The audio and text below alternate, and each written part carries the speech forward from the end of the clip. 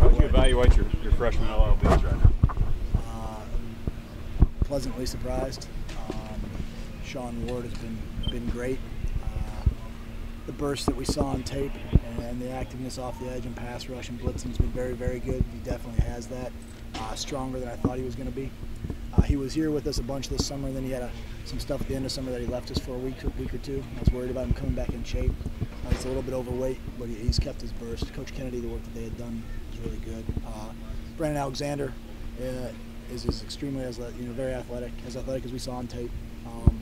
Very new to him because he wasn't here this summer, so he's behind a little bit more. But he's a physical kid. He can do some things. Tyrell Taylor is really of the bunch, the most surprising. I thought he was going to be further away than he is. He's pretty good in pass rush and uses his hands pretty good. He just doesn't know. He doesn't know anything. We're pretty complex, and he's just learning, so he's a little behind there. With Ward, do you have a number on him in terms of what weight you'd like to be or how much you'd like for him to lose in August? I'd love to see him be in the low 240s. I'd like to see him about 240, 242. He's about 246, 248 right now. That's a big man running that good, so that's what I want.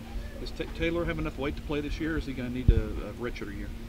I haven't even talked the word redshirt with him. We're going to play the best football players, and if it's 10 snaps a game rushing the passer, there's guys that are 199 pounds that can do that. Especially in our league, we see a whole bunch of that 4 wide stuff and 5 wide stuff. So he's just got to work an edge and beat a running back and sometimes beat the edge of a tackle. So I'm not worried about his weight as much. The strength is the biggest thing. You can pass rush on a tackle, but when that tackle puts his hands on you, you got to be strong enough to do something. And we're still figuring out if he's got that. And we've got time too, right? And this thing lasts for us until January. So he doesn't have to be there today. He's got some time, so we haven't made any decisions on that. How impressed have you been with Sean Porter? Just his whole offseason, it seems like he's become a man physically, and he always has been mentally. Sean Porter is phenomenal. He's a leader for us. He's got an edge about him. When you guys talk to him, I'm sure you see it.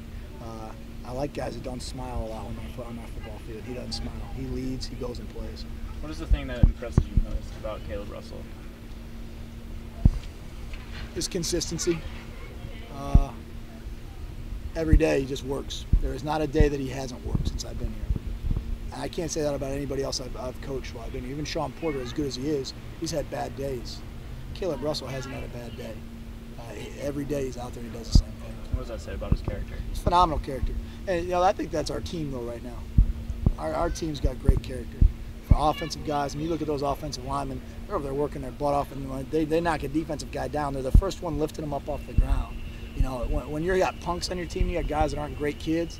They're talking to them, and they're not exactly treating them like their teammate. So they're competing their butt off, and everyone's going nose to nose.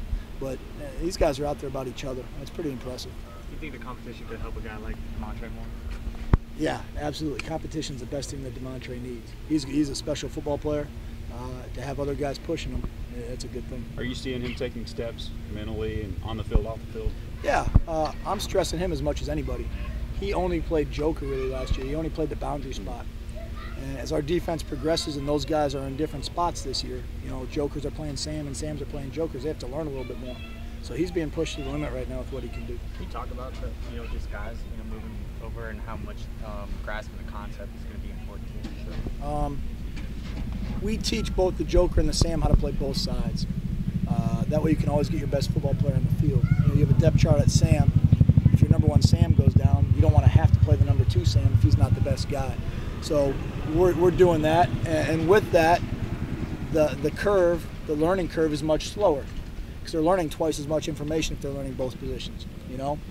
So instead of seeing a Sam get great right away, you're seeing a Sam that's not getting as good right away because he's got to learn Joker. Now, in the long run, we're going to be a much better football team for it. He's going to be a much better player because he's going to learn how to pass rush. He's going to learn how to play the run over a tight end. He's also going to learn how to drop. And he's doing it all at one time, which we haven't always done. It's one thing that the NFL game does. Pittsburgh Steelers play a left linebacker and a right outside linebacker, and so they double teach them.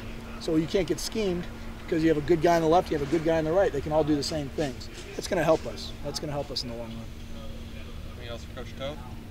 That is a decision you guys made when Vaughn was gone, right? Just move it around, do more multiple. Yeah, we did. We wanted to move Vaughn around, but the time frame we had was much shorter. Mm-hmm. We got here, we were going to get Vaughn. We only had a couple months with him, so I didn't want to mess with him too much. I taught him how to drop a little bit, but the sucker could come off an edge. So we didn't put as much on those guys. And now that we're in year 2 and really looking to year 3, 4, and 5 and where this thing develops, just want to make sure that we're approaching it the right way and keeping a good picture, not being short term with these guys. I'm about coaching these guys for 4 and 5 years while they're here. I don't want to be like I had to be with Vaughn about 6 months.